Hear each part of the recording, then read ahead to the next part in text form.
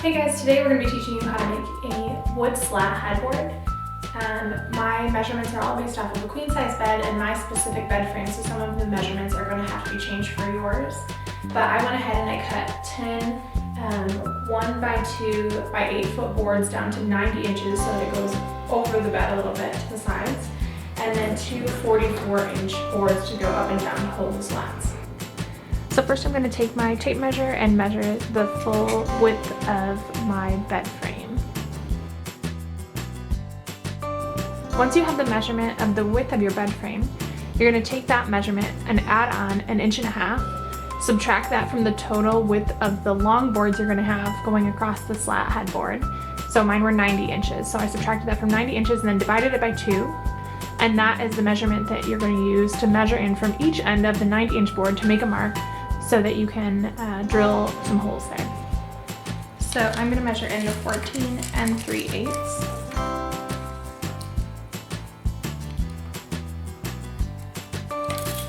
And then measure across the board 3/4 of an inch to get the center. And I'll do that on the opposite end as well, and then pre-drill a hole at each of those marks. You're not going to want to go all the way through on the 90-inch boards, so just be sure to not drill a hole through the board. On the shorter boards, you're going to start from the top and measure 3/4 of an inch down, which will be the center of the first board, and measure across 3/4 of an inch. So from that point, you're going to measure down 2.5 inches.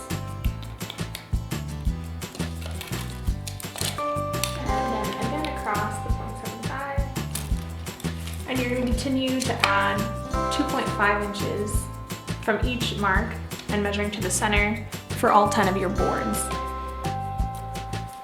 And then you're going to drill holes all the way through each of these marks.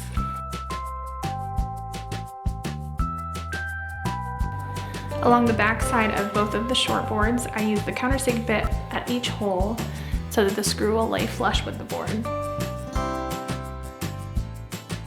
Then you're going to line up the back of the long boards with the pre-drilled holes along the 90-inch boards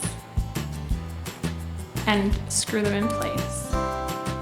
Once everything was all set, I added a couple more screws every few slats down just to keep the whole headboard together and so that it wouldn't slide out of place once you put it up.